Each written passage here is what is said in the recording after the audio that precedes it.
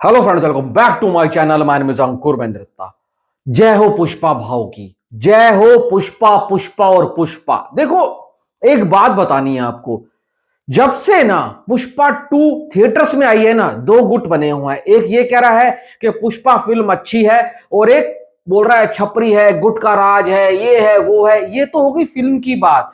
एक और अलग गुट है जो पुष्पा की कलेक्शंस को जेन्युइन बता रहा है और एकदम ऑथेंटिक बता रहा है। और एक ग्रुप वो है, एक ऐसा भाई साहब समूह बना हुआ है जो पुष्पा की कलेक्शन को डे वन से फ्रॉड बता रहा है। देखो तेलुगु फिल्म के साथ ना फ्रॉड शब्द उसकी कलेक्शन के साथ वैसे ही जुड़ जाता है, क्योंकि उन्होंने कुछ काम किए हैं ऐसे। इसमें कोई झूठ वाली बात नहीं है भाई साहब। गेम चेंजर ने जो डे वन के ऊपर अपना पोस्टर दिया था ना 186 करोड़ का, वो अभी तक नहीं कर पाए हैं अचीव। वो डे वन के ऊपर दे दिया था, और मैंने पहले दिन बोला था ये इनका लाइफ टाइम पोस्टर है, डे वन का नहीं है। चलो गेम चेंजर छोड़ो, जो हुआ हुआ। अब पुष्पा के साथ क्या हुआ है वो बताता हूं। एक दो दिन पहले भाई साहब आईटी रेड पड़ी, कहां पर? सुकुमार के घर पर और तेलुगु प्रोड्यूसर्स के घर पर। अब वो तेलुगु प्रोड्यूसर्स कौन कौन है, इंटरनेट पर जाकर चेक कर लेना। अब कुछ लोग बोलेंगे कि सुकुमार के घर पर क्यों पड़ी, वो तो भाई डायरेक्टर है, उनके पास क्या इतना पैसा है? भाई वो को प्रोड्यूसर भी है, उन्होंने पुष्पा को प्रोड्यूस भी किया है। अब कुछ लोगों का मानना है जो पुष्पा की कलेक्शंस है ना, उसमें 500 करोड़ का भाई साहब हेर फेर किया गया है। कुछ लोगों का कहना है जो 1831 करोड़ का पोस्टर आया है ना, उसमें कलेक्शंस को अंडर रिपोर्ट किया गया है। लोगों का मानना है ये 2300 करोड़ से प्लस कर चुकी है। क्यों ऐसा किया है, छुपाया क्यों गया है? ताकि टैक्स का पैसा बचाया जा सके। एक पोस्टर 2200 करोड़ का तो इंटरनेट के ऊपर घूम रहा है, पर ऐसे पोस्टर बनाना कोई बड़ी बात नहीं है। फैन मेड हो सकता है, ऑफिशियल तो वो है ही नहीं।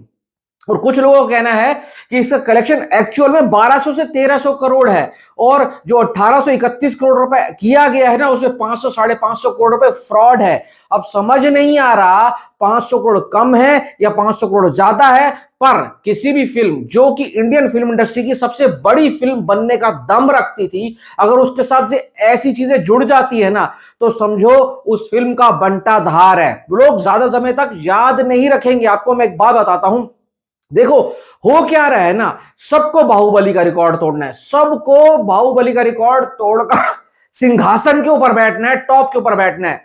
मैं आपको एक बात बता दूं, आप कैसे भी करके, चाहे फ्रॉड करके, चाहे टिकट की रेट बढ़ाकर, चाहे कुछ भी करके, चाहे जेन्युइन बाहुबली का रिकॉर्ड तोड़ लोगे, पर बाहुबली जैसी फिल्म दोबारा राजा मौली साहब भी चाहे ना, नहीं बना सकते।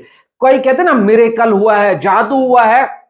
जादू लाइफ में एक बार होता है, मिरेकल लाइफ में एक बार होता है, और बाहुबली जैसी फिल्म भी लाइफ में एक बार बनती है, बार बार नहीं बनती। फिर बोलूंगा राजा मौली साहब भी चाहे तो बाहुबली जैसा जादू वो फिर नहीं कर सकते। तो इसलिए बाहुबली से, तेलुगु डायरेक्टर से, तेलुगु मेकर से मेरी रिक्वेस्ट है कि बाहुबली से अपनी रेस खत्म कर दो। नहीं पहुंच सकते, तुम कमा लोगे पैसा, वो इज्जत कहां से कमाओगे, वो प्यार कहां से कमाओगे? वो जो लोगों ने बेशुमार बेशुमार दिल खोलकर उसका स्वागत किया था, वो कहां से लाओगे? डे वन के ऊपर 1 करोड़ का फुटफॉल कहां से लाओगे?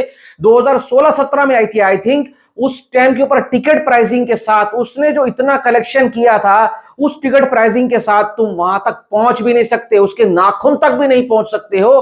तो इसलिए बाहुबली से तो रेस बंद कर दो। अगर पुष्पा के कलेक्शंस में हेर फेर है तो भाई साहब ये सच सामने आना चाहिए, चाहे वो अंडर रिपोर्ट कर रहे हो या फिर ओवर रिपोर्ट कर रहे हो। कहीं ना कहीं तो कोई एजेंसी होनी चाहिए जो इसके ऊपर बैठनी चाहिए और बताना चाहिए। देखो एक बाहुबली है, एक 3 इडियट है, ऐसी फिल्में दोबारा नहीं बन सकती, ये कल्ट है। राजा मौली साहब बाहुबली नहीं बना सकते दोबारा, इतना मैं लिख कर दे सकता हूं। और ना ही राजू रानी दोबारा 3 इडियट्स बना सकते हैं। देखो कुछ ऐसी फिल्में होती है जो एक बार बनती हैं और हमेशा के लिए लोगों के दिलों में रहती है, जैसे शोले है, मुगले आजम है। ये वो फिल्में हैं जो बन गई बस, हमेशा हॉल ऑफ द फेम रहेंगी। तो मेरे कहने का मतलब यही है, ये ऐसा तेलुगु सिनेमा में अब चलने लगा है, पहले ऐसा नहीं होता था। सबको लगता है ना वो 1000-1200 करोड़ पार कर गई है तो उनकी रेस सीधा सीधा बाहुबली से हो जाती है।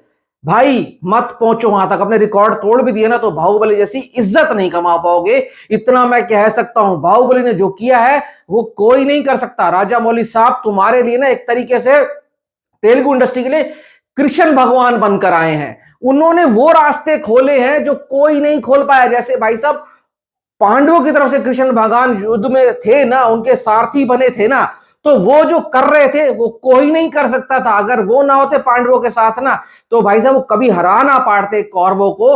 वही राजा मौली साहब अगर बाहुबली ना बनाते तो आज भी आपकी फिल्म इन दो स्टेट्स में ही चलती, नहीं रास्ते खुलते, मैं इतना कह रहा हूं। तो इसलिए बाहुबली से रेस मत लगाओ, हार जाओगे, बस ये कहना। और आप बताओ, आपके हिसाब से पुष्पा कलेक्शन फेक है या जेन्युइन है? और अगर आपको रेटिंग देनी हो पुष्पा या बाहुबली, किसको टॉप पे रखोगे वो जरूर बताओ, अपनी राय जरूर देना कमेंट में। Thanks for watching.